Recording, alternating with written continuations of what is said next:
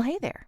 You've stumbled upon the intersection of internet quandaries and psychological insight. Welcome to Veritas Views on AITA, where the quirks of the internet meet the expertise of Veritas Psychology Partners. And all right. Thanks for joining us. I'm your host, Michael MacBride. I'm joined by our dynamic today trio of psychologists. Hi, I'm Dr. Gayle MacBride. As always, I'm here with Dr. Danielle Kessler, my business partner at Veritas Psychology Partners, and we are thrilled to bring you Dr. Bill Hoekstra, who is a psychologist who trained at the Chicago School of Professional Psychology, and he is really special. He is, like Dan, a diplomate in behavior sleep medicine. This means he's done a butt ton of extra training in sleep and is really knowledgeable about that. He also does a lot of work around trauma. He's done some EMDR training and some ART training, which are specific trauma treatments. Bill, really, we're glad to have you here. Thanks for taking time out to join us today. Thanks for having me. Really appreciate that. All right. Michael, you have a conundrum, a query, a something. Problem, an issue, a thing. Problem, an issue, a thing that the three of us are going to take on. Could you maybe give us a little bit of info about what we're talking about today? For sure. Well, first of all, welcome everybody. For any of the newbies out there who don't know what Am I the Asshole is, in short, someone posts a scenario and says, hey, who's the asshole here? And that's what we're going to hope to figure out. Where there's any identifiable information in the post, we've changed those to be a little more discreet. And if you're new, stick around through the credits, and because we always have a bonus conversation. I'm not sure what that'll be about, but we'll find out. Neither Dan nor Bill nor Gayle know what I'm going to ask them about today. So let's go. Today's post it's usually I try to find ones that have lots of comments. This one weirdly doesn't have very much. So I'm hoping we can help them out. I think it's important, Michael, that you choose something terribly unpopular. So it is a lot more fun. But no, absolutely. Let's roll. Yeah. So the topic is, am I the asshole for wanting my boyfriend to fix his sleep schedule? Ooh, that's interesting. And I haven't really seen very many about sleep. So I was like, all right, this one piques my interest. So it's interesting. Yeah. And since we all work with sleep, this is going to be really interesting. Mm-hmm. Yeah. Right. Hopefully, and maybe we can give them some good feedback. So, okay, so the poster is female, her boyfriend, male, both early 20s. And they've been together for a little over 2 years. And right now they're in a long distance situation. They're both students. And so she says, throughout our relationship, we both had semi-fucked up sleep schedules, but always fixed them right after. Unfortunately, I'm not sure exactly what that means, but you guys have probably dealt with some messed up sleep schedules, so maybe you can imagine that.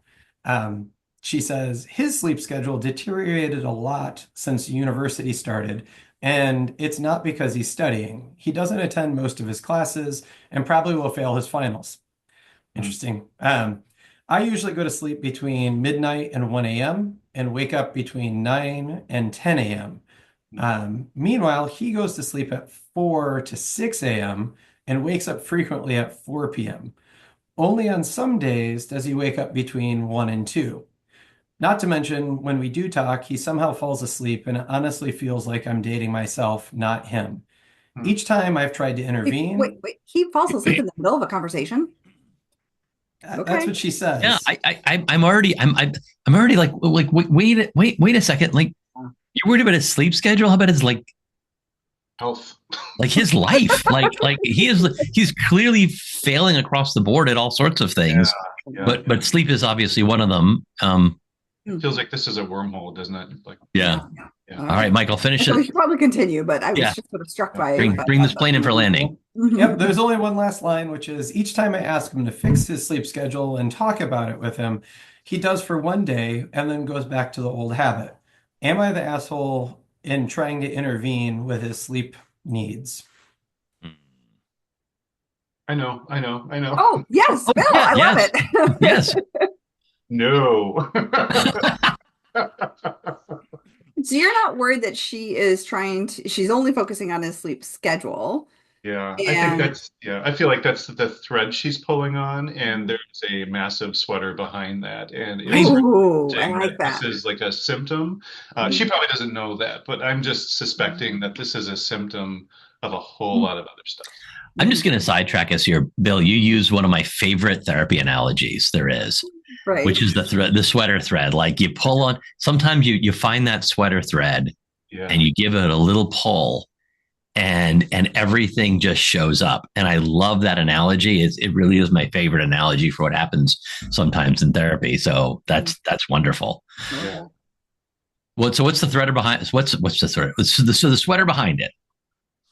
Yeah, great. I'll give our guest first crack at this. I don't want to. I tend to jump in and like start talking. Well, that could be like a huge amount of things. Like just so like if someone like this was presenting to me professionally, I would probably say, when's your last physical? Like, tell me about your lifestyle. Like, there's so many things that this could be. Substance use, just lack of care of himself, or, you know, what I'd be really interested in what he's doing in all those hours that he's awake and not sleeping. Like, I feel like there's so much more that needs to be known. And what the OP is saying is the symptom has really got to be the thing that changes. And I'm suspecting kind of like the sweater thread thing, like that there's a lot back there and it could go in a lot of different directions. Immaturity, a lot of things. Yeah. I don't. We don't know the time zone difference. We know that they're at a distance, but we don't know that either. So I do wonder. I feel like we have a big piece of missing information here. What? So she does clarify. Somebody asked her about time zones, and no, they are in the same time zone. Okay. They're in Europe, if that matters. That kind of, from some and then neither of them have jobs that are causing the schedule shift. So she answered those two questions. I would be very concerned about depression here. Mm-hmm. You know, I'm really worried about like what is going on for this guy. And we've probably all seen, three of us all seen like people in their young 20s who begin to really struggle with depression or anxiety, and they're not doing all of the things, and they end up staying up late at night. Yeah. I don't want to stereotype, but for young men, often gaming. Mm-hmm. Mm-hmm. And that's so dopaminergic and compelling that they just keep going and going and going and going and going. And the more they do that, the more their sleep schedule kind of takes this progression in a more and more delayed fashion. They wake up late. They're not tired. They go to bed late. They wake up later. They're not tired. They go to bed late. They play a game. It keeps them awake. And this just marches forward until, and I've seen a number of folks who are in this pattern of 4, 5, 6 a.m. until mid-afternoon.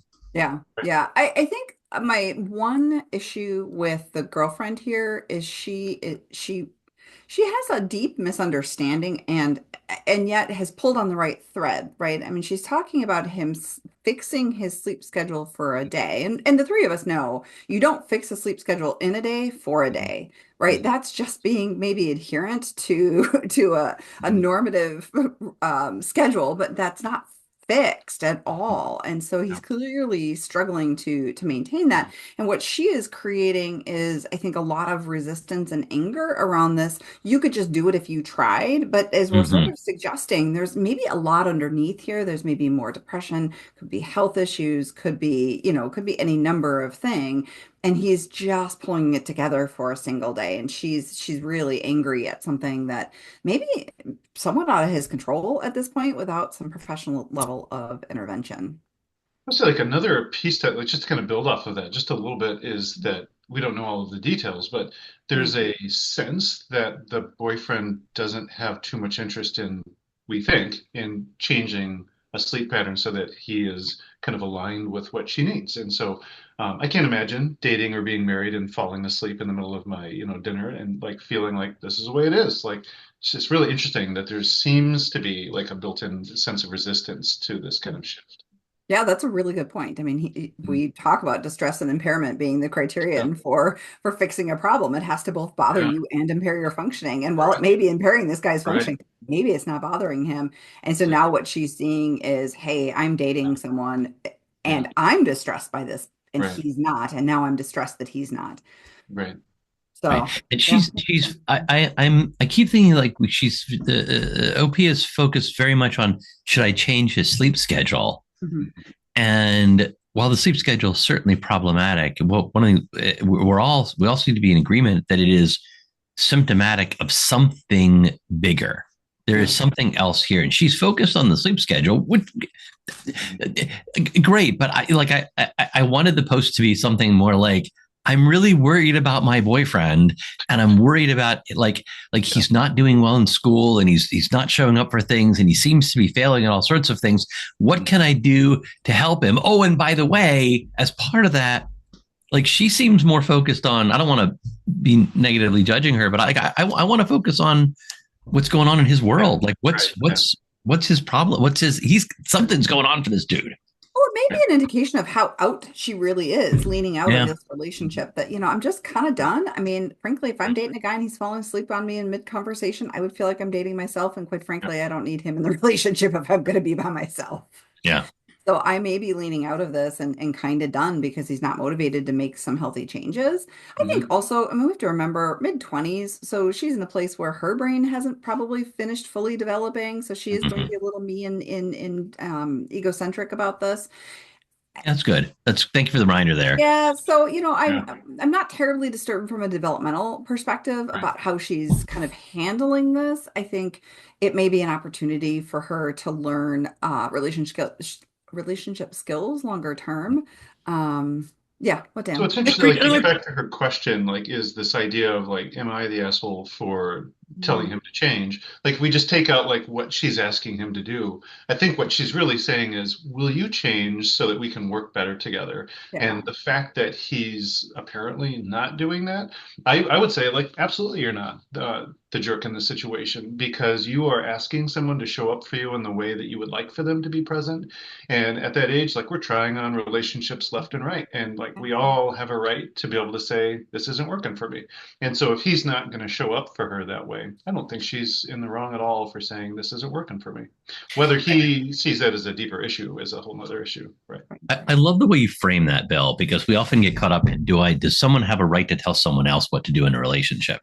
Right. And while on one hand, no, on the other hand, we have not just a right, but an obligation to tell our partner what we need in a relationship, which isn't the same thing as you have to change. It's more like, this is what I need in a relationship. I need someone who's present. And if you can't be present in a way that works, then this relationship isn't working for me. And we mix that up with being demanding and pushy and manipulative and controlling it. It's not. It's just setting a boundary for, this is what I want in a relationship. She's saying, I want someone who's awake. Like, minimally, I would like someone I'm in a relationship with to be awake at some of the time that I am, unless there is something that's preventing them from it. And what she's saying pretty clearly here is there's nothing preventing him other than whatever's going on in his world, which needs to get fixed. You're saying like consciousness is not a reach, like that is a reasonable expectation. Right. I think it's not a reach. It is a minimal part of a relationship that I would want any partner. I would want my partner to be, functionally conscious. Right. To build off what you're saying, Dan, we make requests in relationships all the time, right? It's how do you make that request? Do you stamp your foot and insist on it? Or do you just say like, hey, this, like you said, I'd like you to be conscious for the time that we spend together. That'd be nice. And that's a request. So we don't know how she's addressed this with him. But I think, Dan, to your point, it's a fair ask. And then, I think the thing that you see in healthy relationships is what the Gottmans, John and Julie Gottman talk about in terms of accepting the influence of your partner. There are things that we end up doing in relationships that we wouldn't otherwise do ourselves or prioritize ourselves, but our partner finds that important. They've made that known, and we become willing to engage in that activity or behavior or even take on some of that perspective and at least respect that perspective. And this guy is not really in any deeper way accepting that influence from her, maybe because he's got some other underlying things that he can't. So then I think, fair. She doesn't have a relationship partner here who's active with her. Yeah. I don't think don't read that as you need to leave him. No. She's I don't want to be not that person on a podcast saying, rah, rah, rah. I'm just concerned about his level of engagement. I don't think she's an asshole at all for this. And Gayle, by the way, I appreciate your reminding me of the developmental stage she's in. In young 20s, we're still pretty egocentric. The 20-year-olds that all think they're fully grown. but their brains, what are we 20, what is it, 24, 25, 26 before the brain is really there. Yeah. And so that probably means he's developing too. His brain is also underdeveloped. Yeah. Right. So we've got these two underdeveloped brain humans, and they're trying to work this out. I don't think she's an asshole at all. I'm really concerned for him, and want to find out what the sweater is, as Bill has mentioned, that's interfering with his not necessarily interfering with his sleep, but interfering with him doing something about it. Right. I'm worried about this young man and what's going on in his world that's leading him down a path, because folks who stay up all night and sleep during the day, who don't have jobs, like their likelihood of success in any endeavor is small. Well, remember, he's also a student, so he doesn't have a job, but it's not as if he's just unemployed. It sounds like he is a student, but he's going to fail. So he's going to fail. Yeah, he is going to fail. He's going to fail. So his relationship is probably the least of his concerns here. Yeah, the backdrop is like the whole wall is crumbling from what it sounds like. And so like I think I really appreciate both of what you're saying, like this whole respect to the relationship.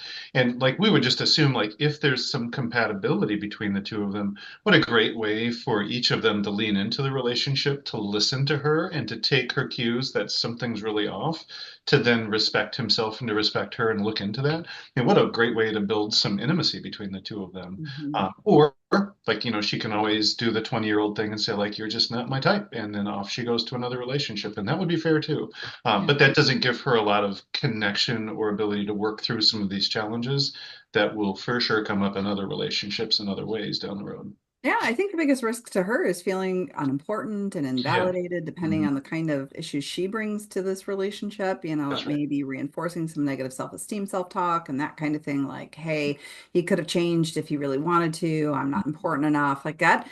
As 20-year-olds, we can go down some rabbit holes with that. And that's hard. That's really, really hard. So I would love to see these guys having some healthy conversations about what this means.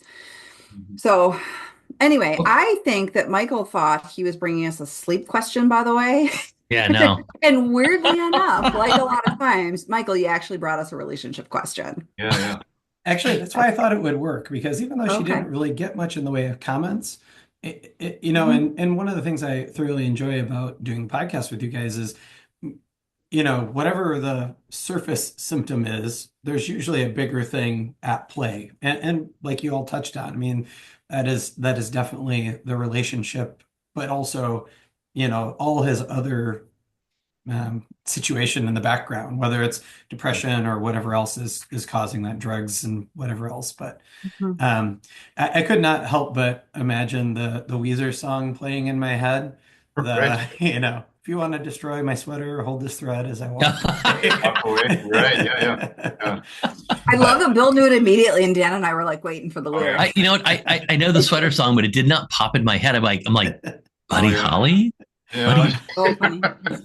Now, I'm of a generation, the sweater song means something entirely different. I will save you from singing it, but I now hear it in my head. We'll have to link it in the show notes. We'll find it. Link in the show notes of both of those songs, right? I agree. So if we're rendering verdicts here, I think we all feel like she's not an asshole. Right. And we're all, I want, and what we've all expressed concern about, like, what's going on for him, what's going on for their relationship. Other thoughts before you pitch it to Michael and see what the internet said? No, I think we covered them. Yeah. Michael, what'd the internet say?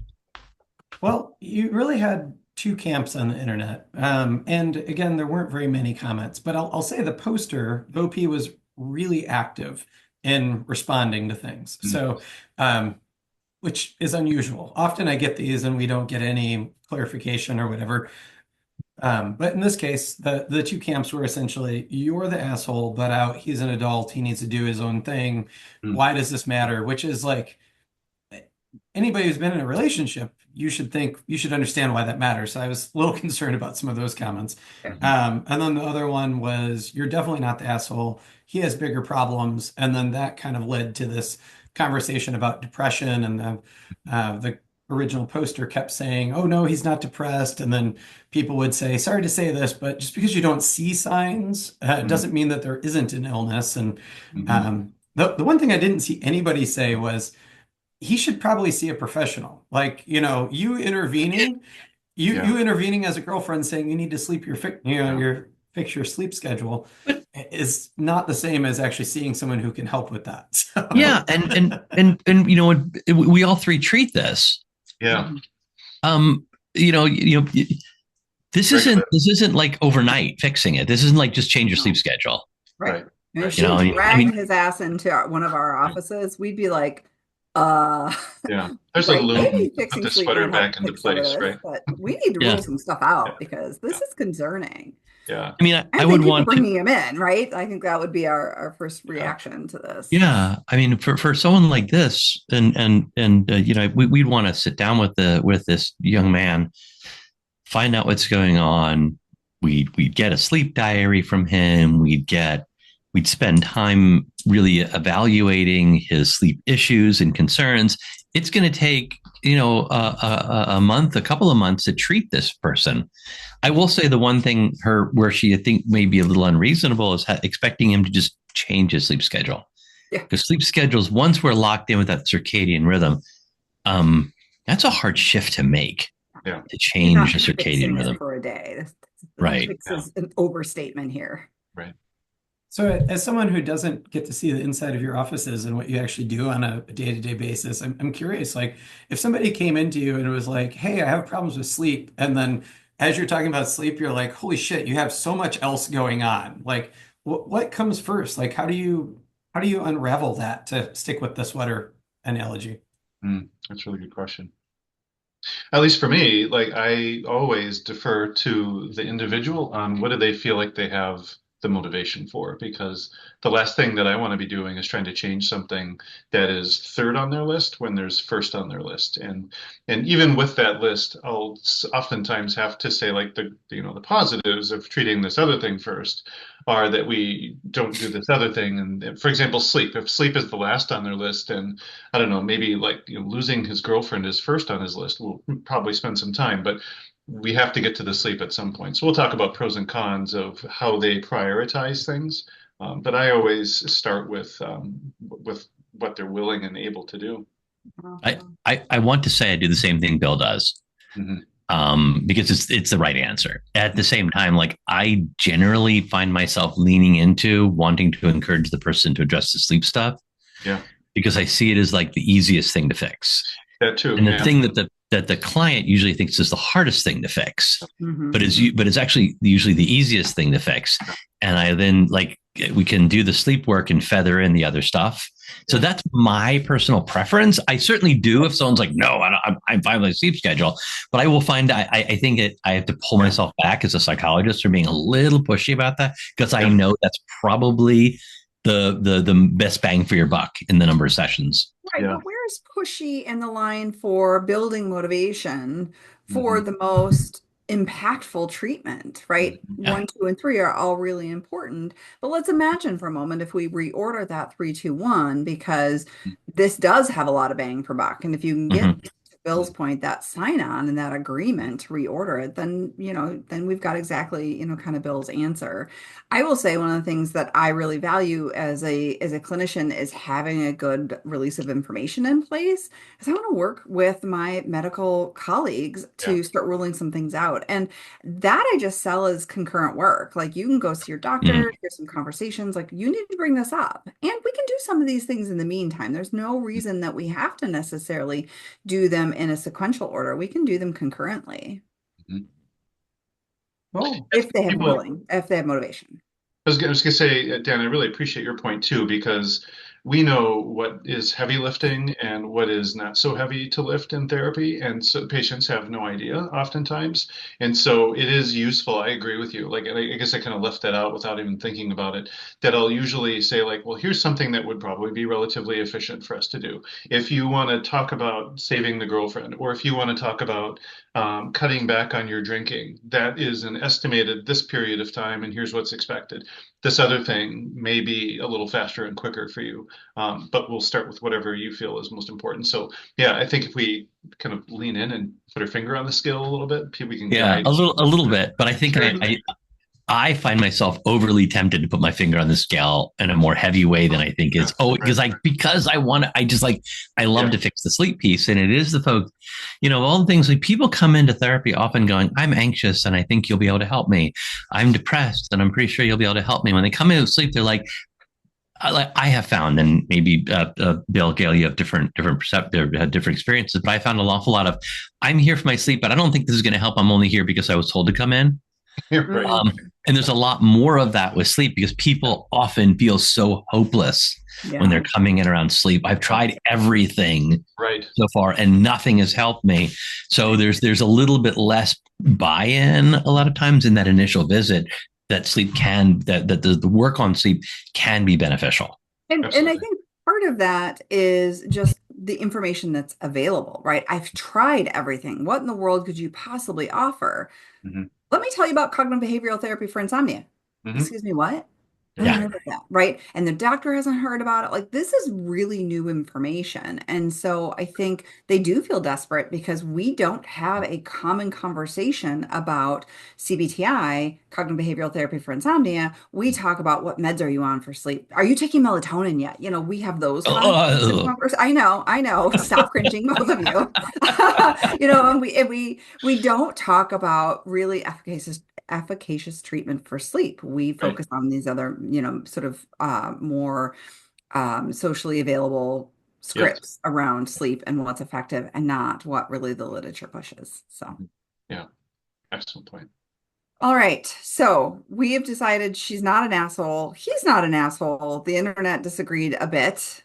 No assholes here. I'm going with no assholes here. Okay. But I'm worried about their relationship, and I'm worried about his both mental and physical health potentially. Yeah. So I think we all we came to a pretty good consensus on this one. That doesn't always the case. Internet have anything else of value to discuss, Michael, before we close out? Not really. I mean, that was unfortunately they just didn't have very many comments, which is kind of why I was hoping to give them a boost here. I mean, it felt like there was a lot to unpack, and they left a lot on the table. So maybe that's a signal of how hopeless people feel about their sleep. Like, who knows? Like, it's such a widespread problem. Yeah. Well, thank you all three for another riveting debate into the collective conscience of the internet forums. Remember, morality is often shades of gray and not just black or white. Yeah, truth is stranger than fiction, guys. Thanks for joining us and having this conversation. This is really good. And thanks especially for Bill for coming. I will say, and I'm not just like saying nice things to the guest on the show, but like I gotta say, it's like I heard you talking and thinking, I'd go see that guy. Like if I needed therapy, I'd go see that guy. You seem to get to that piece that's like, okay, all right, I think you'd get to that piece that I would need to work on pretty quickly. So thank you. Thank you guys for having me. This is so much fun. What I love about Bill as a podcast guest is I emailed him, and I think like 20 seconds later, he's like, I'm in. He didn't even ask any questions. He was just thank you for joining us. And I think Michael's the one who says stick around at the bonus conversation, but follow, all that other stuff. Michael. Yeah. Please follow and share Veritas Views, any of the podcast platforms with your neighbors and friends. And as always, like Dan said, stick around through the credits for whatever the bonus conversation will be. You can follow Dr. Dan Kessler at Dr. Dan Kessler and Dr. Gayle MacBride at Dr. G. MacBride. Oh, and you can find them both at veritaspp.com. Credits. Tickling the Ivories, Matthew Reddington. Art, production, and design, bringing this show together with flair and finesse, Michelle Love. Recording and editing, turning chaos into something worth sharing, Michael MacBride. Intro, outro, I'm Kelly Buttrick, a VO talent who just happens to be Dr. MacBride's cousin. Cats, CJ, Linus, Sadie, and Griffin. Hosting by whomever lost the coin flip. Interruptions by all their children. The content of this podcast is for informational and educational purposes only and is not a substitute for professional mental health advice, diagnosis, or treatment. Listening to this podcast does not constitute a therapist-client relationship. If you believe you may be experiencing a mental health issue, please seek the assistance of a qualified mental health professional. If you are experiencing a mental health crisis, you can call or text 988 from anywhere in the U.S. to be connected to Crisis Mental Health Services. Thanks for listening. As promised, here's that bonus conversation. All right. Do we have a question for Bill? We alluded to something. If Yeah. not, you do. We, Okay. we do have a question for Bill. I think we Right. kind of discussed this before. So I admit that I've not read all these books on my bookshelf behind me. I've read most of them. Yeah. Bill, which of the books that you have that you haven't yet read are you thinking, why haven't I read that one yet? I really need to, psychologically related or completely not. Like, is there a book you're going, I should be reading that? So National Public Radio just kind of threw it in my face again, just the other day, literally. So there's a book, maybe you guys have heard of it, My Grandmother's Hands. Have you heard of that book? It's a social worker in the Minneapolis area. It's I listened to an extensive, I think it was Speaking of Faith, like if I could just kind of shout out to another program that's out on the internet. And so it's a gentleman, I think it's an LACSW, African-American man who does therapy, and he specializes in trauma work. And his whole book is about intergenerational trauma. And so I won't try to do the book justice to summarize it here because I have not read it yet.